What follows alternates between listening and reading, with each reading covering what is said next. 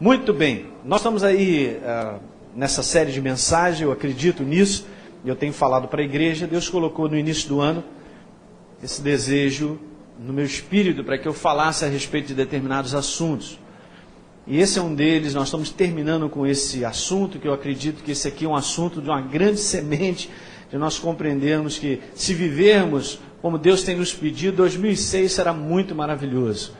Eu estou falando sobre esse contexto sobre vida de santidade, nesse contexto sobre santificação, que é um assunto que agora você está tendo compreensão. Diga amém. Há muitas pessoas ainda que não têm compreensão sobre isso, não podem viver como Deus pede, mas esse é um dos assuntos que Deus requer de nós, que nós vivamos a vida de santificação. E para isso precisamos compreender a visão correta de Deus, não a visão que muitas vezes a igreja tem como um conceito evangélico, umas ideias que passam por aí, que acaba perturbando e atrapalhando as pessoas de enxergarem a Deus como Ele é. Isso aqui é um assunto relativamente simples, porque Deus é um Deus simples, diga amém.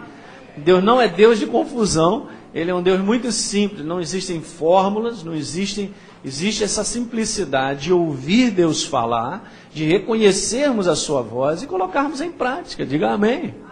Ok, então os nossos textos bases aí, vamos lá, Josué capítulo 3, verso 5, eu quero continuar hoje, o nosso terceiro motivo, por que Deus requer de nós vida de santificação. Josué capítulo 3, verso 5, diz lá, disse Josué ao povo, santificai-vos, porque amanhã o Senhor fará maravilhas no meio de vós.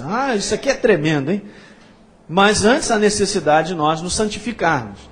Diz a palavra. 1 Tessalonicenses capítulo 4, verso 3. É uma passagem do Novo Testamento, lemos uma do Velho Testamento, isso é só para que você guarde que essa vida de santificação é requerida de Deus no Velho, no Novo, porque Deus não muda, Ele é o mesmo. 1 Tessalonicenses capítulo 4, verso 3, a primeira parte, pois esta é a vontade de Deus, a vossa santificação. Está claro isso, hein, igreja? É a vontade de Deus a nossa santificação. Hebreus capítulo 12, verso 14, indo um pouquinho à frente, diz lá, segui a paz com todos e a santificação, sem a qual ninguém verá o Senhor. Então, é um assunto dos mais importantes. Eu quero que eu tenho tentado passar isso, eu sei que o Espírito Santo tem te iluminado, mas que você tenha grande consciência sobre isso, porque esse é um fundamento da nossa vida. Fundamento de compreender que vida de santificação é algo que nós precisamos viver, porque Deus chamou para que nós vivêssemos assim. E a gente falou algumas coisas aí que eu sempre repito, para que você vá guardando. Uma delas que a gente viu que a santificação tem um significado de separação. Separação. E não separação simplesmente isolada. Nós estou separado, isolado. Não. Você foi separado para Deus com um propósito. Diga, eu fui separado para Deus com um propósito. Diga aleluia. Isso é maravilhoso. Deus não faz nada sem propósito. E a gente viu isso já desde o Velho Testamento, em Levítico, no capítulo 20, que Deus diz assim para ele, olha, vocês serão santos. Essa palavra significa separados para mim, porque eu, Senhor, sou santo. E os separei dentre os povos para serem meus. É uma exclusividade com um propósito nisso. A gente viu que ser santo é ser separado para Deus com um propósito ou finalidade. Deus, Ele usará a tua vida para mostrar Ele às pessoas. Diga aleluia. Como é que as pessoas enxergarão Deus? Se não virem em nós, não enxergarão.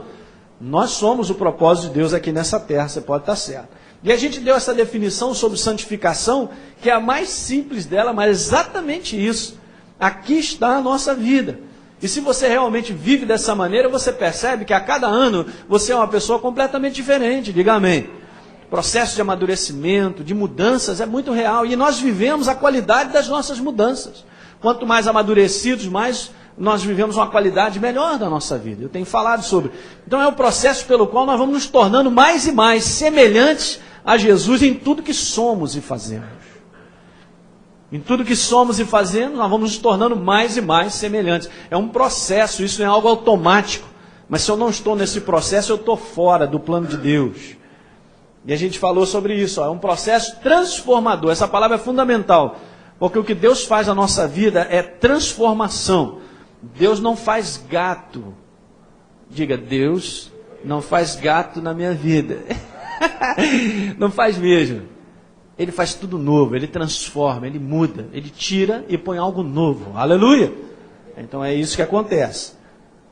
O que mais que a gente falou? Então a gente estava analisando, nós vamos terminar ainda até antes do Natal isso aqui, falando sobre os motivos ou as razões pelas quais Deus nos tem chamado à vida de santificação. Eu tenho que ter compreensão. Olha só, uma das coisas que mais me chama atenção na palavra é o seguinte: Deus, Ele quer que você entenda. Ele não quer que você engula.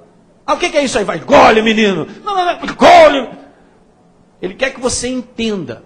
Verdades foram escritas para serem compreendidas espiritualmente. Diga aleluia. Porque esse é o desejo de Deus desde o Velho Testamento, que o seu povo tenha compreensão das verdades. Então, esse é um assunto que requer de nós compreensão de vários ângulos. Então é isso que a gente está fazendo. E nós estamos gastando esse tempo porque Jesus não voltou e nós estamos aí, aleluia, glória a Deus, né? Então nós estamos firmes nisso aí, falando sobre as razões e os motivos. A gente falou, então, o primeiro motivo deles, é óbvio isso, né? Deus é santo e não podemos andar com Ele se nós não vivemos em santificação. Não tenha dúvida. Falamos sobre isso aí, muitas coisas, né? Para ver se tem alguma coisa. A gente diz, ó, o sentido primário de santidade é ser separado para Deus. O que na prática nos faz viver separados de como o mundo vive. Esse é um assunto que está muito bem definido dentro da igreja, ela tem que ter consciência, iluminação disso. Eu não vivo mais como o mundo vive, porque somos novas criaturas. Aleluia!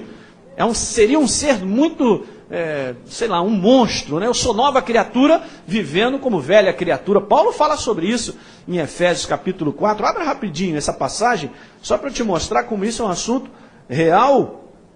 E está claro, e as cartas foram escritas para que nós possamos ser ensinados. Efésios capítulo 4,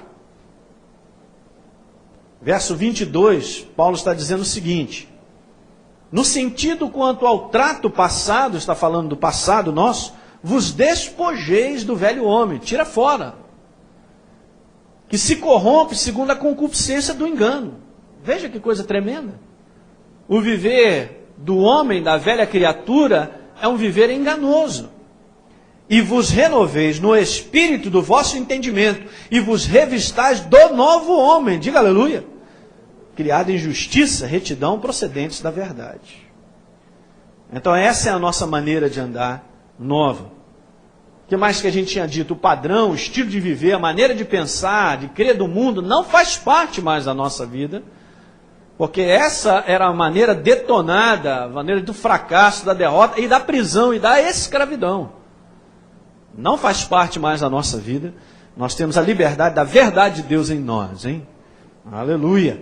Então, o segundo motivo do qual também nós tínhamos falado é esse que é importante, porque se eu não viver a santificação, é através desse processo que eu amadureço. E Deus programou a cada um de nós para que nós crescêssemos e amadurecêssemos, diga amém. Se a igreja não enxerga isso, ela perde aquilo que a gente conversou aqui sobre o melhor de Deus. Nós vamos sendo levados por todo o vento, toda a tempestade, porque somos crianças, não temos compreensão. Lembra aqui que eu comentei que aquele que amadurece tem discernimento do bem e do mal, ele começa a perceber as ciladas das coisas e ele se livra das ciladas. Diga amém. Glória a Deus. O que mais que a gente falou sobre esse contexto? Que a santificação é a única via que leva a igreja a amadurecer no espírito. É a única maturidade, gente, está diretamente ligado à nossa vida de comportamento. Eu comentei sobre isso, a gente ainda vai falar mais sobre isso.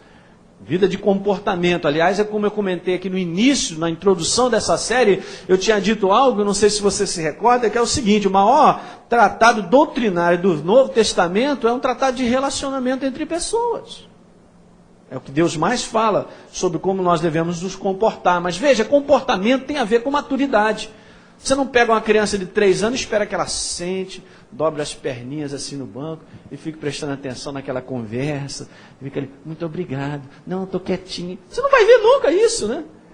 Por quê? Porque é da criança ter aquele comportamento. Mas isso na prática acontece na igreja. A pessoa não percebe, ela é grande, ela tem trabalho, ela faz uma opção de coisa, tem recurso, mas tem um comportamento imaturo. E isso detona a igreja. Deixa essas crianças que estão aqui em cima, meia hora sozinhas. Oh, que trabalho para os anjos do Senhor, né? Porque tudo pode acontecer, é verdade ou não? Tudo pode acontecer. Não porque realmente os garotos são uma peste. Não, é porque da natureza deles são imaturos, são crianças. Hello. Então a gente tem que pegar isso. Na Bíblia Amplificada fala sobre esse contexto. Paulo diz, olha, vocês aí são crianças. Ele estava falando no final do verso 3, olha, vocês se comportam segundo os padrões do mundo, como mero homens não transformados. Aqui Paulo pegou na igreja para falar, olha, eu tenho que mudar. Então, sem mudança pessoal de atitude, de comportamento, de palavra, gente, não há crescimento. Ou realmente nós somos conscientes disso, ou a nossa vida jamais mudará. E eu vou dizer uma coisa, hein? Manifestação do poder de Deus na nossa vida, em termos de tudo aquilo que Ele tem para fazer em nós, depende disso aí. É como se Ele não pudesse usar, ouça aquilo que eu quero te falar nessa manhã, é como se Deus não pudesse usar todo o seu potencial para nos abençoar. É isso. É restringido por causa da nossa vida, da nossa imaturidade. A igreja que amadurece é a que entende e responde. Eu botei isso aqui bem claro que essa palavra é chave. E responde à chamada para a santificação. Quantas coisas nós ouvimos, mas será que essas coisas valeram na nossa vida no contexto de que eu coloquei? Deus, Ele observa muito as pessoas que tomam decisões, sabe? Porque Deus está sempre dizendo algo. Entre Deus dizer algo e a sua manifestação é um negócio assim muito longe, gente. Ah, mas Deus me disse isso, mas Ele sempre requer de nós uma atitude para aquilo. Se aquela atitude acontecer, se aquela decisão for tomada no que Deus pediu, gente, pode esperar, porque a manifestação de Deus vai chegar. Aleluia! O poder dele vem sobre nós. Glória, glória a Deus. Terceiro motivo, que é isso que a gente está falando. Por que Deus requer de nós a santificação? Porque sem viver a santificação não conseguiremos resistir ao inimigo. E esse assunto aqui é jóia de entender, porque a gente imagina o inimigo como alguma coisa que está lá do lado de fora. E muitas vezes não percebe que muitas vezes ele está dentro. Sabia disso? A gente olha, tendo a noção assim, onde é que ele está? Onde é que ele está? Ele está lá escondidinho, lá dentro. Você não sabe. Estou aqui, miau, miau. E a gente não reconhece que ele está dentro. Dentro de onde, pastor? Ele está dentro do nosso comportamento, da nossa mentalidade, é o que eu vou falar um pouquinho mais hoje sobre isso aí, e a gente nem percebe, e a gente quer segurar o que está fora. Não adianta. Sabe, a Bíblia põe a colocação do inimigo como um inimigo astuto, mas não põe como um inimigo que ganha sobre a igreja no discernimento das coisas. Diga aleluia. Uma vez eu conversando com o pastor Fragalha, a gente estava falando exatamente sobre isso, que a gente precisava colocar na escola bíblica que a gente tem aqui às segundas-feiras, uma noção um pouquinho sobre esse contexto de resistência ao inimigo, que a igreja tem perdido demais. Ela está muito vazada, cheia de furos e não funciona. Não dá para funcionar, um pneu cheio de preguinho, não vai muito adiante. Então a gente estava falando sobre isso, sobre a identificação, e eu aqui no ano que vem eu vou falar sobre isso, sobre a identificação de sinais de malignidade. Pastor, você está querendo dizer que eu estou endemoniado? Não é isso. Não é esse contexto de ser, a pessoa está endemoniada. Que aquele que está endemoniado não tem a Jesus. É simplesmente isso. Não recebeu Jesus, o Espírito Santo não habita. Eu estou querendo te dizer, no contexto de coisas que a gente não percebe, mas que está ali uma infiltraçãozinha maligna, que pode detonar a nossa vida por completo. É como se algo infiltrasse dali e estendesse. A gente vai ver isso que hoje eu vou falar um pouquinho. Quem está entendendo? Gente, esse assunto é legal, porque se você percebe e você é iluminado, e o Espírito Santo te fala sobre isso, você vai fechar as brechas, aí nós vamos vencer. Lembra que nós lemos uma passagem aqui? Foi essa passagem que nós lemos, abra lá sua Bíblia, em Josué capítulo 7. Josué capítulo 7. Josué capítulo 7, no verso de número 11. Deus então tinha avisado ao povo, eu vou lembrar para aqueles que não estiveram aqui no último domingo, preste atenção aqui. Deus tinha dito ao povo, olha, vocês vão caminhando e passando por cidades tais e tais que eu darei a vitória. Passaram por Jericó, obedeceram a Deus e foram vitoriosos. Diga aleluia. Imagine um pouquinho a sua vida, Deus continua sendo o mesmo. Faça o que eu estou dizendo e será vencedor. Chega na cidade de Ai, que era pequenininha, eles ficaram todos tranquilos, olha, vamos fazer o seguinte, em vez de mandar meia dúzia, vamos mandar 2, porque está fácil isso aí. Aí o que acontece? É que alguém lá do meio do povo fez algo que Deus não pediu para ser feito. Como o texto mesmo coloca, eles se contaminaram. Por isso que a gente conversou aqui, falando daqueles motivos de tomar cuidado da separação das coisas que o mundo pensa, como age, para que a gente fique livre disso aí, dessa contaminação, e a gente venha perder o poder de Deus. Veja o que está escrito no verso 11. Israel pecou e violaram a minha aliança. Aquilo que eu lhes ordenara, pois tornaram das coisas condenadas, veja, e furtaram, dissimularam, até debaixo da sua bagagem o puseram, gente. Verso 12, pelo que os filhos de Israel não puderam resistir, os seus inimigos viraram as costas diante deles, porquanto Israel se fizera condenado, já não serei, isso aqui é sério, está lendo isso aí, eu também estou lendo, já não serei convosco. Pastor, está escrito isso mesmo. Pois é, já não serei convosco, se não eliminardes do vosso meio a coisa roubada. Verso 13, igreja. Dispõe-te, santifica o povo, se separa, santificai-vos para amanhã, porque assim diz o Senhor Deus de Israel, há coisas condenadas no vosso meio, ó Israel. Veja agora esse pedaço aí, gente. Aos vossos inimigos não podereis resistir. Eu vou ler de novo. Aos vossos inimigos não podereis resistir, enquanto não eliminardes do vosso meio as coisas condenadas. Gente, olha só. Peguei numa outra tradução exatamente isso aqui. Josué, no finalzinho do verso 13. Não poderemos vencer os inimigos enquanto esse pecado não for enfrentado e resolvido. Eu quero que você entenda que existem determinadas coisas, nesse contexto todo que a gente está falando aqui, que coisas não são reconhecidas por nós como pontos de malignidade. Está entendendo nessa manhã? Diga aleluia. Porque o dia que eu enxergar e reconhecer, eu sei que eu tenho que eliminar. Então, eu agora estou enfrentando isso e preciso resolver. Porque se não for resolvido isso, gente, não venceremos os inimigos. Deus, ele trabalha assim de uma maneira fantástica, ele está mais interessado em ver o nosso comportamento, a nossa maneira de viver do que qualquer outra coisa, porque, gente, preste atenção, se nós vivermos como Deus pede, ele de pronto vai abater o inimigo. E as situações, às vezes, que a igreja do Senhor Jesus, de um modo geral, pessoas vivem, passam anos na igreja, com situações para serem resolvidas e não se resolvem pelo simples fato que tem pontos de contaminação. E a própria palavra é clara em dizer que não resistiremos aos inimigos. Deus não pode fazer nada. Quem está entendendo nessa manhã o que eu estou falando? Eu espero que o Espírito Santo esteja falando e a gente possa enxergar essas verdades, porque nós teremos uma vida completamente diferente. Perceber algo que eu não enxergo ainda, mas que está ali escondido, como um ponto que tem me roubado o poder de Deus, porque está contaminado. Você sabe que nem toda contaminação ela te mata de imediatamente, né? Você vai pegar um Racumin 100%, você vai cair, mas muitas vezes você vai tomar algo que está ali contaminado, mas dependendo da contaminação, da quantidade, do elemento que esteja naquela água, no que você está comendo, não te fará um mal a ponto de você morrer. Mas escuta o que eu vou te falar. Vai te fazendo mal a ponto de cada vez te minar mais e mais. E se você continuar, você vai ficar doente, vai adoecer, até você morrer. Foi para o céu. Quem está entendendo isso aí, gente? Dependendo da quantidade do veneno, você vai ou não vai. Hein? Alguém aqui é do mato? Do mato não, nasceu na região de Cobras, esse negócio todo. Eu conheço bem isso aí. A cobra, quando pega mesmo, beleza, e injeta a quantidade de veneno, é rápido, meu irmão.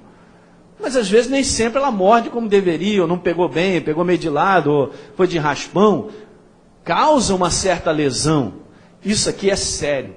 Porque as coisas do inimigo, elas tendem a alastrar. Elas tendem a crescer.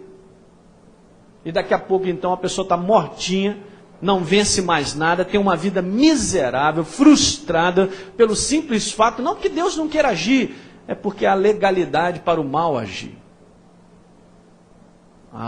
Nessa manhã a carne não gosta de ouvir isso, mas ela tem que ouvir. E o Espírito se alegra em Deus. Diga, meu Espírito se alegra. É isso, gente. Esse é o segredo. Segredo simples. Lemos essa passagem. Vencer o inimigo, então, não é uma questão de só colocar em prática o meu direito. A gente falou sobre isso, lembra? Mas é colocar o meu dever. Autoridade nós temos, sabemos o que Deus fez, mas a gente precisa colocar em prática o que Deus pede. A igreja vence o inferno por causa do conhecimento revelado, da ação do direito e dever. Eu vou passar mais adiante, que a gente viu isso no domingo passado, que o direito é o sangue do Cordeiro. Lembra que a gente leu lá em Apocalipse? Qual é o nosso dever? É o testemunho que nós damos da verdade prática na nossa vida. A verdade prática, ela tem uma voz. A gente viver isso vai mostrar quem a gente é. Deixa eu pular aqui um pouquinho adiante para a gente ir mais adiante. Então, a gente falou sobre ser águia, viver sobre isso aí, né? Beleza. Eu quero falar sobre hoje a estratégia do diabo, isso aqui, ó. Preste atenção, abra a sua Bíblia. Eu vou te dar hoje, terminar falando sobre isso aqui, vai te ajudar bastante. Abra lá sua Bíblia em Efésios, capítulo 4, no verso de número 27. É um verso tão pequenininho e tão revelador, né? E a gente pode tirar isso aqui para vários ângulos, né? Até mesmo por desconhecimento do direito. E diz lá, Paulo, nem deis lugar ao diabo. Está escrito isso. Está escrito isso, gente. Isso aqui me chama a atenção, pelo menos por duas coisas que são muito importantes nisso aí. Nem deis lugar ao diabo. Na Bíblia, por exemplo, amplificada, diz assim, não deixe nenhum espaço ou apoio para o diabo. Porque o que ele mais quer é ganhar um espaço na nossa vida. Por quê? Porque a missão dele é matar, roubar e destruir a nós. Então ele quer um espaço. Se ele puder alcançar, como eu falei, um ponto, um apoio, ele começa dali a sua missão de nos destruir. E isso tem acontecido, porque a igreja não está enxergando. E nós estamos vivendo dias, como eu vou comentar aqui, que uma das razões porque nós devemos viver a santificação é porque será por esse motivo que seremos julgados. Não seremos julgados porque... simplesmente, não, que beleza, eu tenho 10 anos de igreja, 30, 20, não, eu sou mesmo de carteirinha, está tudo certo, deixa eu entrar aí, olha, meu pai era pastor, olha só, meu bisavô era bispo, estou aí, hein, beleza, que isso, senhor, quantos anos na igreja, toquei na igreja, que isso, tal, olha lá, conheci, sei todos os pastores, iam na minha casa. Deus não está nem aí para isso aí. Aliás, não está nem aí para aquilo que também a gente faz nesse conteúdo. Nossa, Senhor, negócio seguinte, olha, são 10.545,4 almas, ganha só esse ano.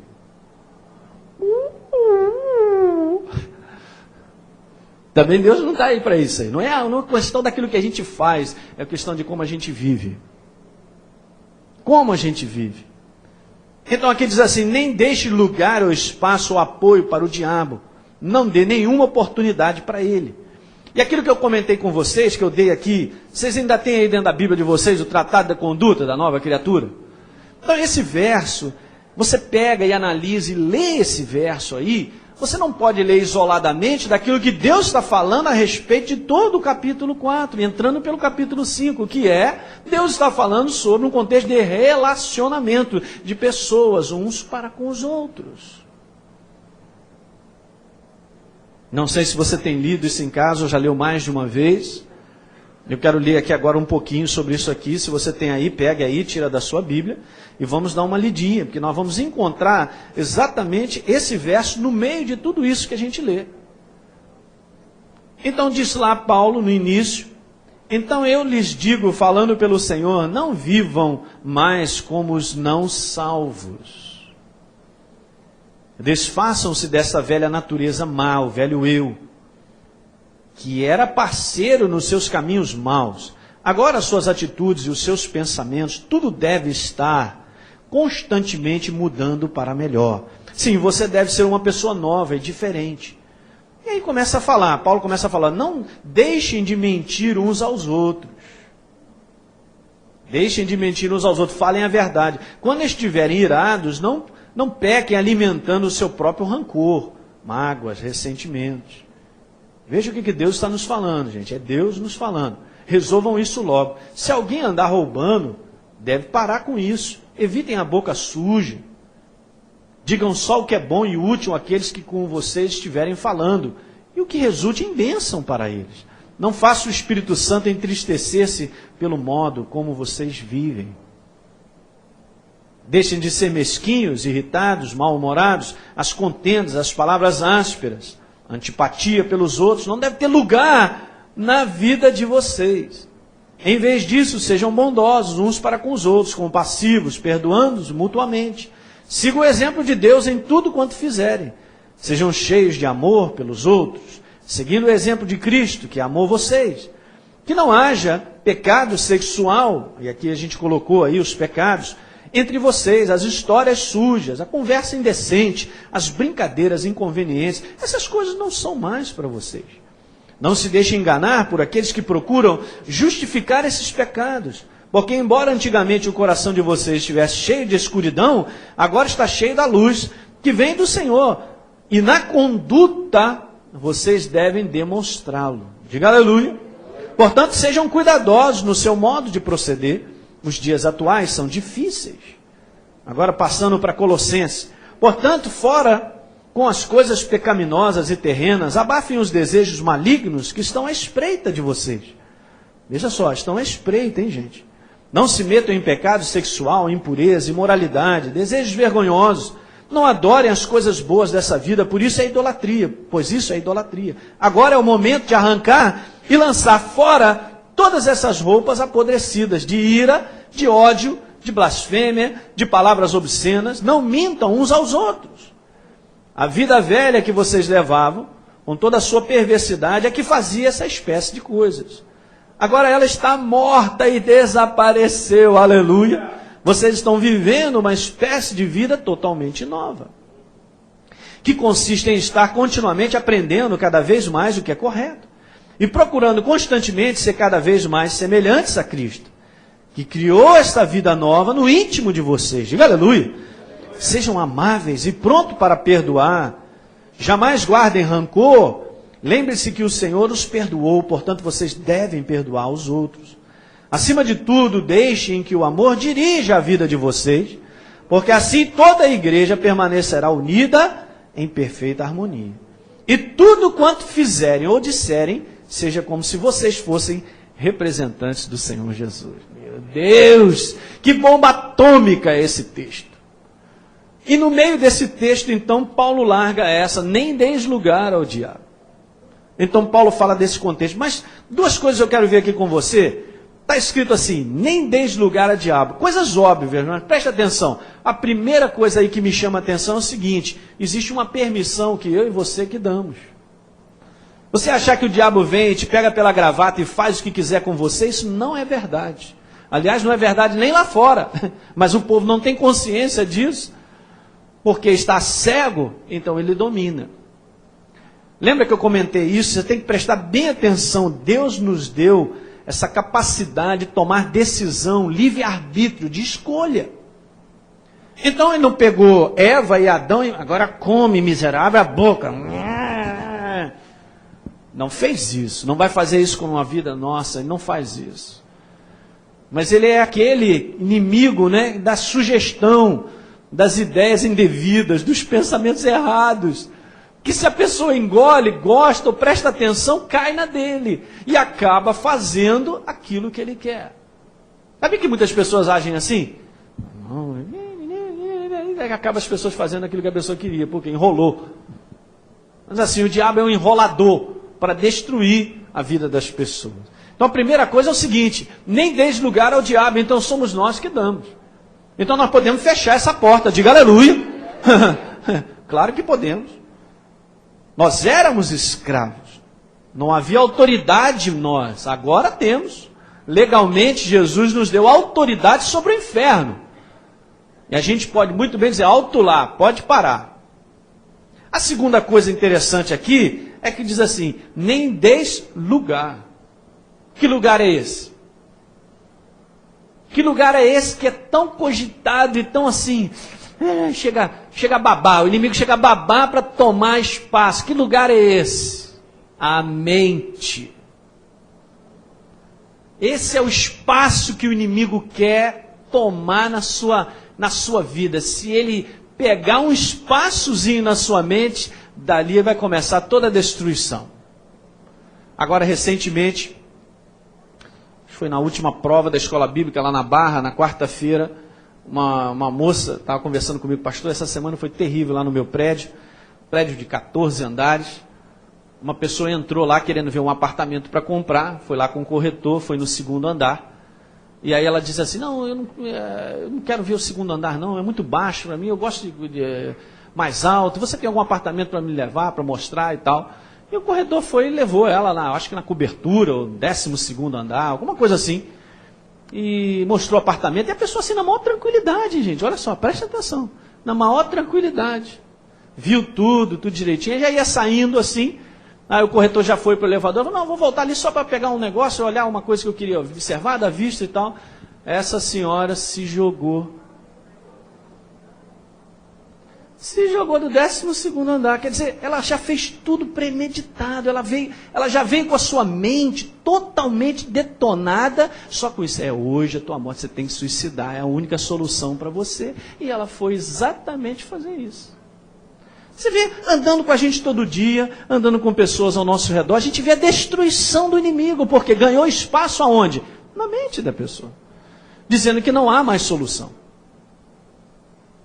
Eu conheci uma situação dessa também, de um médico que trabalhou, eu conheci na época que eu trabalhei, eu era residente ainda, e ele foi tão envenenado na sua mente por uma situação que não foi culpa dele, mas ele estava no meio da situação, né? Que ele não teve outra solução também, mesma coisa, parou o seu carro na ponte Rio-Niterói, família, filhos. Porque o inimigo, ele quer o espaço da sua mente. Se ele tomar um espaço na sua mente, ele vai te detonar. Gente, isso aqui é sério. E a igreja não enxerga isso. Será que todo pensamento que vem a nós é um pensamento para nos ajudar? Não, mas a gente assume como um pensamento que tem que ajudar, como por exemplo, fez comigo, vou fazer com ele. Miserável. E a gente assume como o maior pensamento correto. É meu direito, vou quebrar os dentes dele. Chá comigo, pego ele na esquina. Vou preparar aquela sopa de racumim. E aí vai. E o cara só vai pensando. E a gente está conversando sobre isso, a gente ri, mas isso acontece todo dia. Toda hora. Ela não quer falar comigo? Também não falo com ela. Vou dar um gelo. Aí dá um gelo. Isso com marido e esposa. Direto. Tem lá um problema lá, se acha no maior direito. Ela que está errada. Ela que vem aos meus pés e beije. Não fica isso na mente? Fica na mente. E aí aquilo que fica na mente predominando é aquilo que eu faço na prática. Vou repetir. Aquilo que predomina na minha mente é o que eu faço na prática. Daí os casais serem destruídos, as famílias serem destruídas.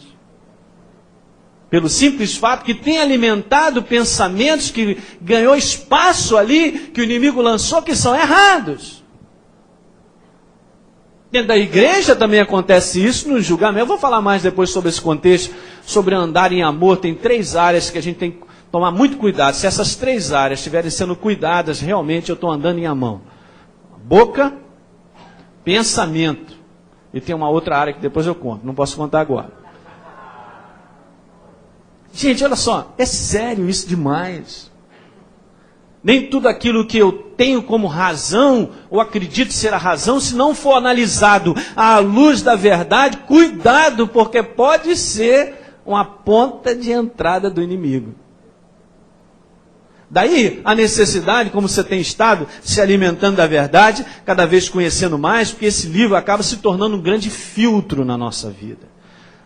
Você vai adquirindo uma sensibilidade, uma consciência do seu espírito, que quando alguma coisa vem, teu espírito diz, não é isso aí não. Esse é o segredo. Por isso Paulo diz, nem deis lugar ao diabo. Mas qual é a minha condição? Onde é que eu estou nessa condição de não dar lugar ao diabo? Quanto mais eu tenho verdades dentro de mim. Então, os lugares estão sendo dados ao diabo. E Paulo está falando uma carta que é para o mundo? Não, está falando uma carta para a igreja. O lugar tem sido dado, infelizmente, por esse é um dos motivos, que as pessoas desconhecem a verdade. Ou não está sendo ensinado como deveria. Está dando para entender isso aí, gente? Isso aqui é muito importante. 2 Coríntios capítulo 11. Eu estou animado, aleluia! Irmão, essa série tem me ajudado a ver coisas tremendas. 2 Coríntios, capítulo 11. Deus está te fazendo crescer, sabia? Uma das coisas que Deus me falou em relação a essa igreja é que ela faria essa igreja crescer espiritualmente. Veja, isso aí não é automático não, isso aí depende de você, viu? Mas que da parte dele ele está fazendo isso, tá, então você pega isso aí. 2 Coríntios 11.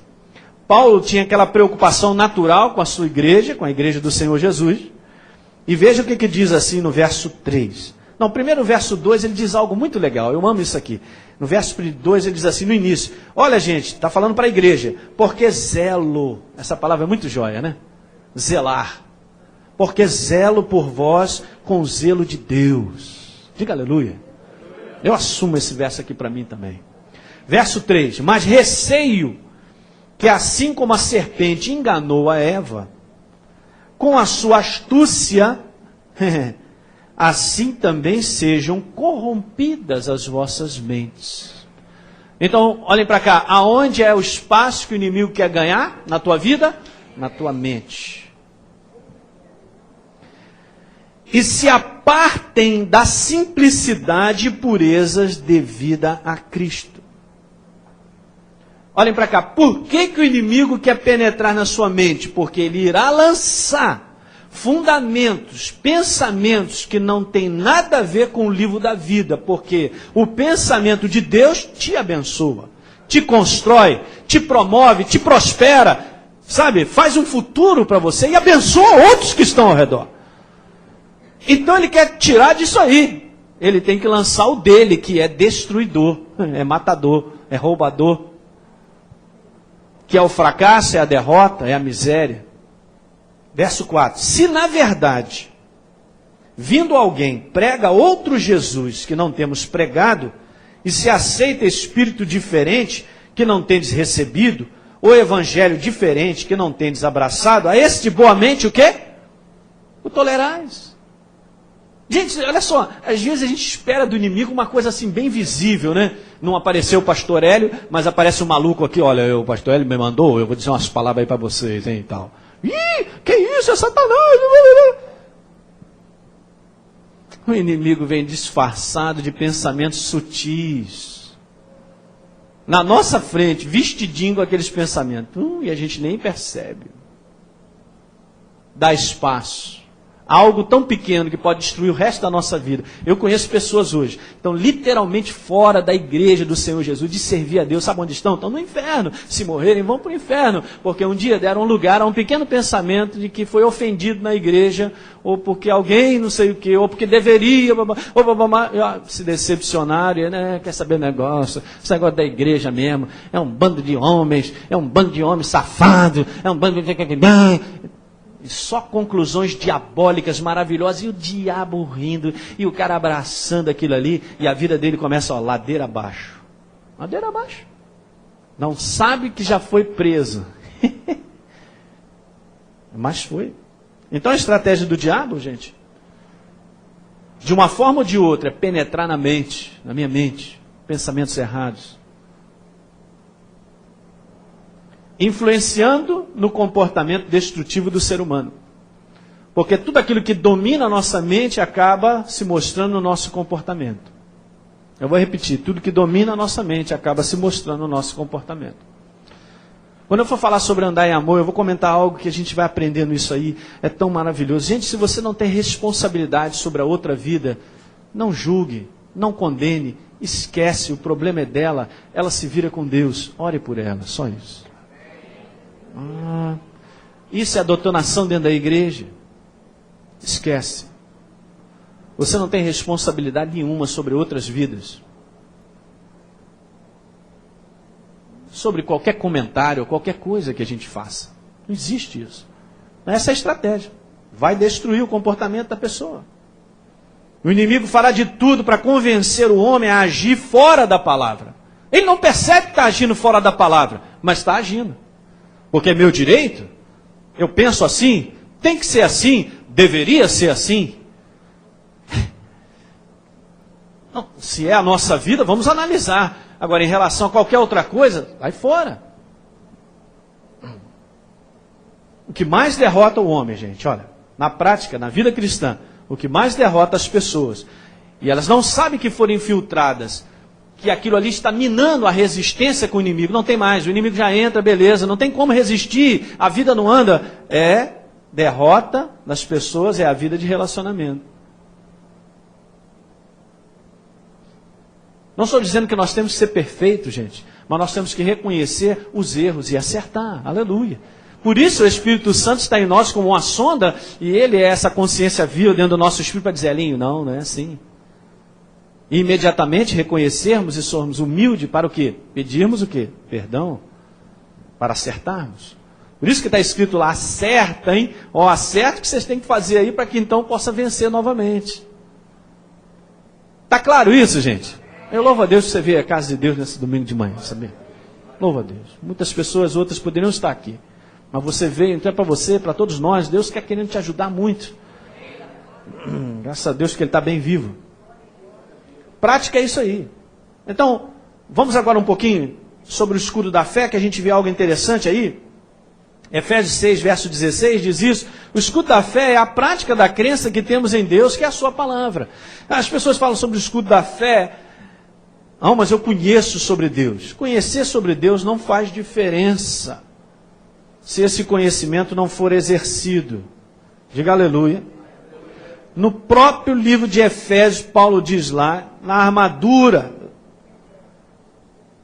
porque nós precisamos resistir ao inimigo. Por que vestir a armadura? Porque temos que resistir ao inimigo. Eu estou falando isso aqui no culto à noite, falando sobre os ângulos da fé. Peguei esse verso 13 para ler, para nós pecarmos de pé, vencermos. Mas no verso 16, no contexto de toda a armadura, diz lá, embraçando sempre o escudo da fé. E você sabe que fé é crença. Embraçar o escudo da fé não é algo teórico, não é algo que eu sei, é algo que eu pratico. Esse escudo, ele é invisível se for algo teórico, se for meramente ouvinte. Se for realmente, eu conheço, já fiz curso tal, tem vários diplomas e tal, mas o que isso na prática tem feito na minha vida? Nadinha. Escudo da fé é a prática da crença que temos em Deus, que é a sua palavra, igreja. Escudo da fé é uma arma defensiva, e tudo que Deus pediu é que nós resistamos. Eu devo resistir como, pastor? Na minha crença, Jesus fez isso. Jesus, quando resistiu ao diabo na tentação em Lucas 4, Mateus capítulo 4, vai analisar lá e percebe que cada resposta de Jesus, aquilo era a vivência dele. Olha, Satanás, não só de pão viverá o homem, mas de toda palavra que procede da boca de Deus. Jesus vivia isso ou não? Interessante, né?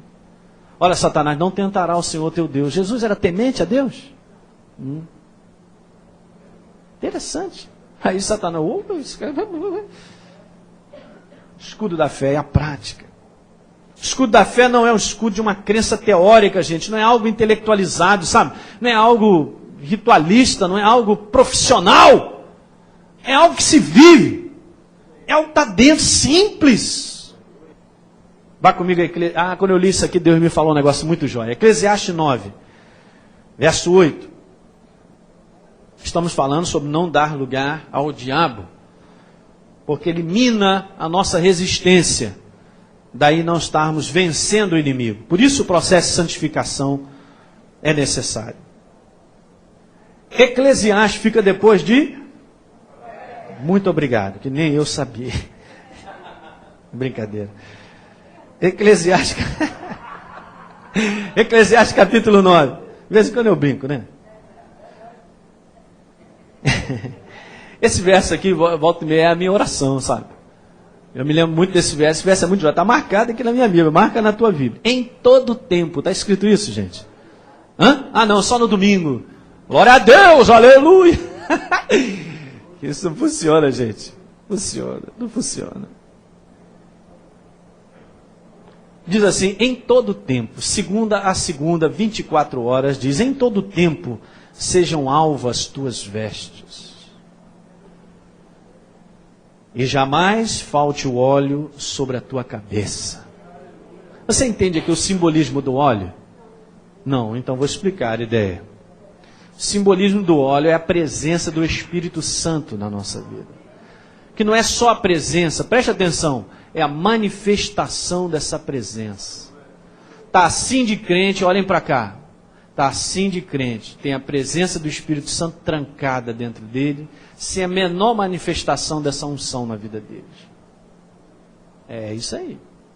Então essa presença do óleo, jamais falte o óleo, do fluir, esse óleo sobre a sua cabeça, é o fluir desse óleo. Se o óleo não fluir, ele estraga. Você sabia disso, meu irmão? Agora aqui tem uma ordem tremenda. Esse verso, Deus me falou nesse verso, é tão simples. A primeira coisa ali é em todo o tempo. Mas sabe de uma coisa, eu quero te dizer o seguinte, olha, para que esse óleo flua, a primeira parte foi muito bem colocada. As suas vestes têm que serem brancas, alvas. Matou a pau. Aí eu dei glória a Deus. Aqui, é isso aí, esse é o segredo. Ah, mas todo mundo quer a outra parte, né? Do óleo fluindo, é o poderoso, o grande, a unção, o tremendo servo de Deus, maior dos... Que é isso, meu irmão? Deus não flui nessas coisas. O poder de Deus, ele vem consequência a algo. Que mantém esse óleo fluindo, está aqui em todo o tempo. Sejam alvas as tuas vestes. Lembra que a gente leu em Apocalipse que as nossas vestiduras, que a nossa vida tem que ser lavadas pelo sangue de Jesus? Que a nossa vida tem que estar sempre sendo checada com o comportamento que Ele pede, porque nós tenhamos. Então esse óleo vai fluir, diga aleluia. A força, ouça bem o que eu quero te falar, a força para que o óleo, que a unção de Deus continue a fluir, está em manter as vestes alvas em todo o tempo, está em manter uma vida própria diante de Deus. Pastor, eu quero saber qual é o curso para ser mais ungido. Quer saber o curso para ser mais ungido? Viva o que Deus te pede todo dia para viver. Todo dia Ele nos fala algo que nós temos que ajustar. É só isso. É simples. Mas eu já li 300 livros para ser mais ungido.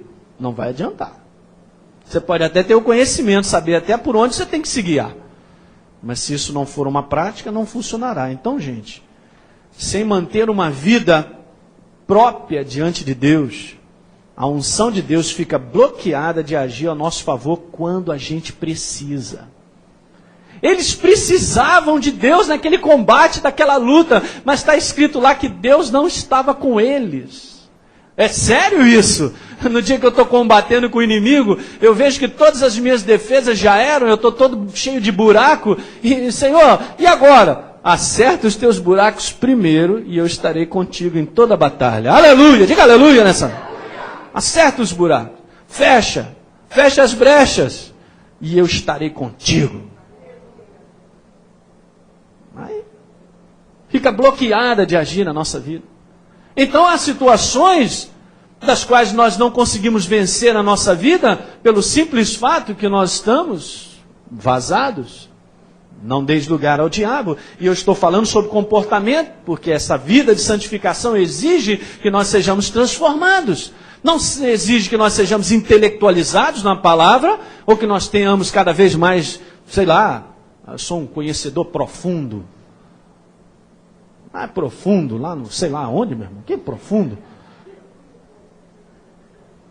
Conhecedor profundo. Já mostrou que não sabe nada. Quem está entendendo isso, Renan? Oh, glória a Deus. Essa é a minha oração. Eu tenho pedido a Deus que ilumine essa igreja. Ilumine, ilumine, ilumine. Porque o dia que nós enxergarmos, a nossa vida vai mudar. Não vai ficar mais nenhum capeta pela frente impedindo o nosso progresso.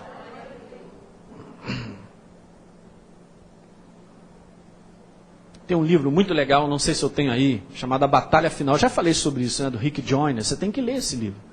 Ele tem uma visão mostrando a igreja que, na verdade, está sendo comandada, sem ela saber, por essas coisinhas, brechinhas, pontos de malignidade, sinais. E os caras estão correndo. Perdendo todo o combate.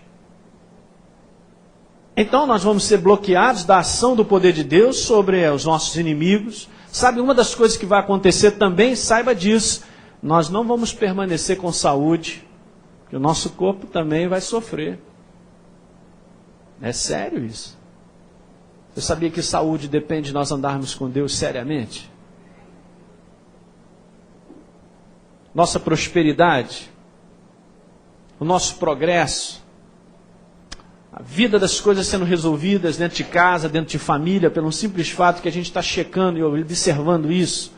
Como disse Paulo mesmo, olha, eu estou receoso de que pela astúcia do inimigo, as mentes de vocês estão sendo corrompidas aí com uns pensamentos muito doidos.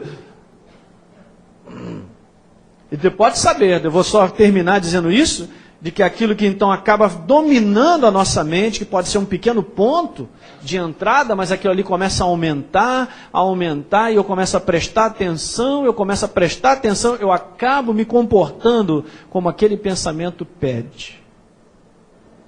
E se eu não tiver o filtro da palavra para reconhecer, meu Deus, esse pensamento é maligno, eu não vou me comportar assim, eu não vou ter essa atitude, isso aqui é do mal. É assim que nós temos que enxergar. Por isso, que Deus tem que nos iluminar, o Espírito Santo também. Amém, queridos? No próximo domingo vamos falar sobre a quarta razão, ou motivo, porque Deus requer de nós a santificação. São 6. A gente vai terminar isso até o Natal. Diga aleluia. Vamos ficar de pé então. Muitas coisas foram ditas nessa manhã. E Deus tem um trabalho na nossa vida. Com certeza esse é o desejo, é claro isso, que Deus ele é um Deus de vitórias, né? Não existe esse pensamento do mundo, dizer, pastor, mas sabe o que é? Uma batalha a gente vence, outra perde, é assim mesmo, faz parte da vida. Isso aí é pensamento do mundo. Pastor, o importante é competir, então vai competindo para ficar com a lanterna. Que a Bíblia fala sobre competir, compete, como disse Paulo, para alcançar a premiação, meu irmão. Vai correr, então corre tudo que tu tem. Bota os bofes para fora. Porque não existe isso. Deus programou você para que você crescesse, você fosse vencedor. Mas isso aí tudo está acoplado. Essas coisas não caem do automático, que é assim. Agora tem carteira. Não é assim. Eu lembro aqui que nós, na quinta-feira, falamos sobre o Deus condicional, né? Mas olha, na virada do ano eu tenho algo a compartilhar com você. Vai ser muito legal. Meu Deus, muito obrigado, Pai, mais uma vez, por esse domingo na Tua casa, com muita alegria. Chegamos a esse lugar porque eu sei, cada uma das pessoas aqui tem fome e sede de Ti. Eu reconheço isso, eu amo demais isso, Pai. Me admiro com o povo dessa igreja, com a dedicação, com a fidelidade, com um coração sincero que todos têm, Pai. Muito obrigado. E nós queremos Te dizer nessa manhã que Te amamos demais, Senhor. E nós queremos andar contigo dia após dia. Meu Deus, que o óleo da Tua presença, que é o Teu Espírito Santo, flua, Senhor. Nós olhamos muito bem para isso que foi falado, Pai, nessa manhã, sobre as nossas vestes serem alvas. E há necessidade, porque assim como naturalmente uma roupa precisa ser lavada constantemente, a nossa vida também, Senhor. Louvado seja o Teu nome. Ilumina dia após dia essa igreja na compreensão simples da Tua verdade, Pai. É isso que eu Te peço. Essa é a minha oração. E o mais eu sei que Tu abençoarás esse povo dia após dia, meu Deus. Em termos de família, em termos de relacionamento de marido e mulher, em termos dos filhos, em termos de trabalho, da alegria que nunca faltará no povo dessa igreja, da visão, Senhor, aleluia, da força, que mesmo em dias de luta, Senhor, nós sabemos que Tu estás conosco, aleluia, glória a Deus. Louvado seja o teu santo nome, Pai. Glorificado seja o teu santo nome. Glorificada seja a tua santa palavra, Pai. Essa palavra que é vida para nós, é saúde para o nosso corpo, Pai. Ela é a nossa vida e nós te honramos nessa manhã. Muito obrigado, Senhor, por tomar de toda a tua virtude, de toda a tua vida nessa manhã. Saímos daqui alimentados, saímos daqui cheios de ti, Senhor. Para que mais uma vez possamos estar em tua casa, te servindo, porque a nossa jornada é, como disse Jesus, é um dia após o outro. Importa andar hoje, amanhã e depois, e assim até o dia que tu levares a tua igreja. Mas nós estamos aí, Pai, para cumprir o teu propósito. Pai, que cada membro dessa igreja seja uma grande bênção, Pai, aleluia. Essa minha oração é a minha também, que eu seja uma bênção, Senhor, para todos, Pai. Que cada membro seja grande bênção. E cada membro dessa igreja seja tido como uma palavra de testemunho de que é uma pessoa que reflete o amor de Deus, Senhor, na prática. Aleluia! Glória ao teu santo nome nessa manhã. Receba toda a honra, toda a glória, todo o louvor, Pai. Oh, meu Deus. Glória ao teu santo nome. Glória, glória.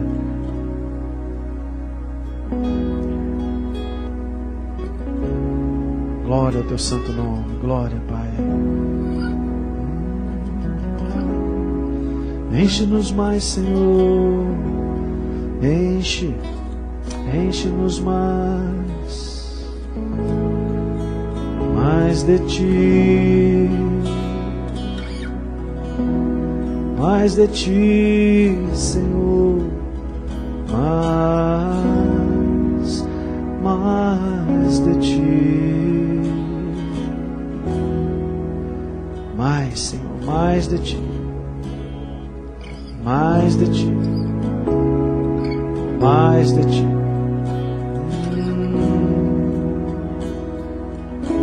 Lava-nos, Senhor, sempre. Lava-nos. Aleluia. Espírito Santo, nós te honramos, Pai. Muito obrigado que temos consciência bem viva da tua presença em nós, Senhor. Muito obrigado. Glória ao teu santo nome. Glória ao teu santo nome.